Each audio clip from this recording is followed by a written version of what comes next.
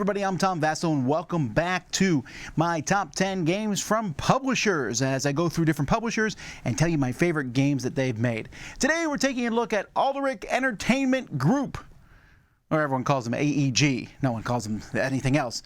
AEG actually first crossed my radar back in the day when I was I bought the world's largest dungeon book from them. I was very fascinated by this gigantic dungeon because they were a role-playing company. They also did some CCGs, but that's what they were known for. Then they got into the board game industry, and whew, some of those early games, in fact, most of their early games were pretty bad. But they kept working at it, and they got better.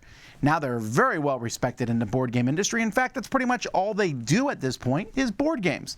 And so these are my 10 favorite games. Here we go. Number 10 is one of the games that they did back in the old days that I really did enjoy. I believe the game has since moved to CMON, but AEG is the one who made the original, and that's the Adventurer's Temple of Shock.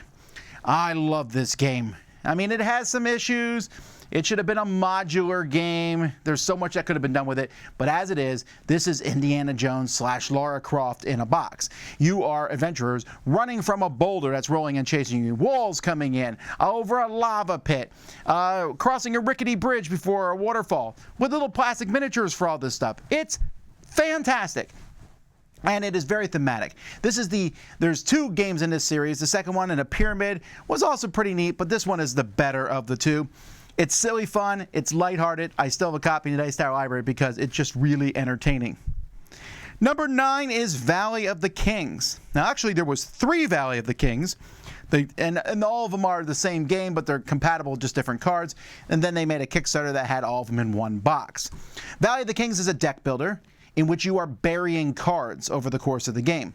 You're burying cards because that's how you get points. The problem is if you keep them in your deck, they do good things. The cards that are worth more points do amazing things. So you have to figure out when's the best point to take them out of your deck and start burying them.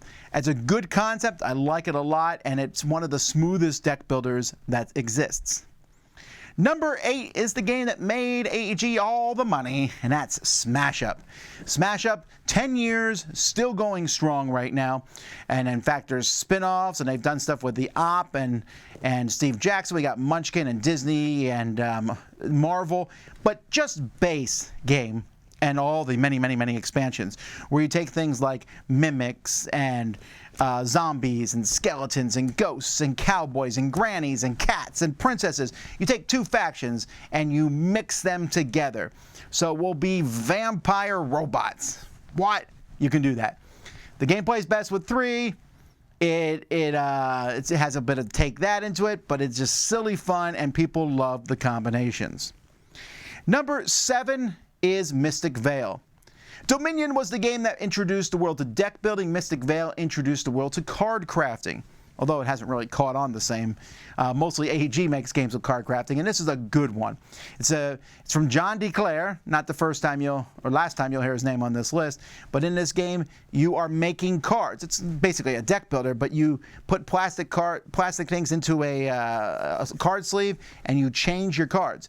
But you know what? While that's the main mechanism of Mystic Vale, what really keeps me coming back to it is the push your luck aspect that the game has, and I really find that part to be fascinating and interesting.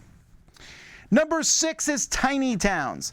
This is a bingo kind of game in which someone's going to pick a color cube. We'll say a blue cube, a brown cube, a stone, a gray cube. And then everyone can put that on their board wherever they want. And as you put them on your board, once you have a certain combination of cubes on your board, boom, you can turn them into a building. And the buildings score points in different ways. But every game of this you play, you'll have a different set of buildings that you're playing with, giving it a lot of replayability. But also it can play with a large group of people because you're all playing simultaneously on your own board. Very good, fun game, Tiny Towns. Number 5 is an abstract war-style game called War Chest. This game, which I think plays equally well with 2 or 4 players, uses big poker chips, and you kind of mixes a bunch of things together. It's like chess and Dominion, because you're moving these pieces around, trying to control different points in the board and take out your opponent's pieces, but your pieces also get stronger when you pull poker chips out of this bag.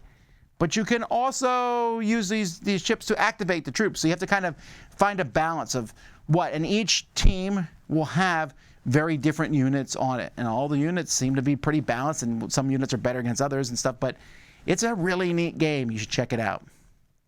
Number 4 is a game that AEG did in conjunction with another company, but it's really, really fun, and that's Point Salad. AEG has done a lot of little card games to the point where I actually considered splitting this list into their bigger games and their smaller games. But Point Salad just stands up head and tails above the rest. I know some of you are like, but what about Love Letter? Love Letter is my number 11.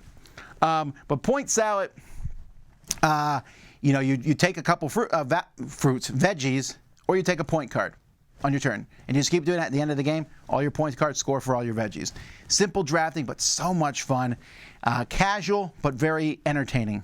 My number 4. All right, my top 3 here are my top 3. These are amazing games. Number 3, so the first deck builder was Dominion. The next big deck builder to come out was Thunderstone from AEG. Thunderstone was good. It had a few problems. It definitely was looked at as a clone of Dominion. It wasn't quite, but then Thunderstone 2 came out and fixed a lot of problems with Thunderstone. And then Thunderstone Quest came out, which is my number 3 here, and fixed even more problems. So it's a very different game now. It's a much bigger game. It does feel a little bit more like you're going through a dungeon. I like playing at the epic style, which is what in the rule book. And you just have all these different cards. You're building up your adventurers and then going through leveling up adventures. It just has this feeling of I'm getting better and better and fighting all sorts of cool monsters. Very much recommend it, Thunderstone Quest. My number 2 is the newest game on this list. In fact, it may or may not be out at this point in time when you're watching this because I got an early copy of it, but it's about to hit wide release very, very soon, if it hasn't by the time this video comes out, and that's Ready, Set, Bet. This game is amazing.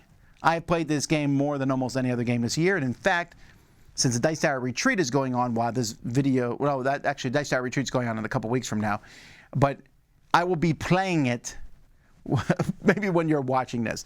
That's how much I like this game. It's real-time horse racing in a sense. One person is rolling dice, or you use an app to see how these horses are moving, and it's a really clever mechanism of how the horses move, and meanwhile everyone else is betting on them. Now some people might go, I don't like betting. Some people go, I don't like horse racing. I'm telling you, you still might love this game. It is absolutely fantastic. John DeClaire just really has a big hit here with this one, I think. But not as big as my number 1, which is also John DeClaire, and that's Space Base. I love Space Base. Why play Catan, where you roll dice and produce resources, when you can play Space Base, which has an array of spaceships in front of you? You roll 2 dice, a 1 and a 5. I can take a 1, a 5, or I can take a 6. I roll 2 and an 8. I can take the 2 and the 8 or the 10. And each card that I roll gives me some money or resources. I then use that money to buy better cards. Cards will give you all sorts of things. And also your cards will also start going off on other people's turn. And it's a fast-moving, fast-paced game with some expansions which aren't necessary but are cool. And I just love, love, love, love Space Base. So those are my 10 favorite games from AEG. There's a lot I didn't mention.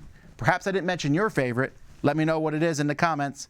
Until next time, though, I'm Tom Vasel, and you've been watching the best of AEG on the Dice Tower.